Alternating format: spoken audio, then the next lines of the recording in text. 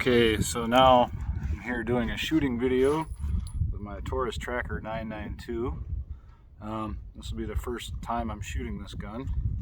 My buddy donated some old Remington 22 Win Mag, if I can get the cameras to focus here. Yeah, and I was joking around with him, telling him, it looked like it was from the 70s, but I'm wrong.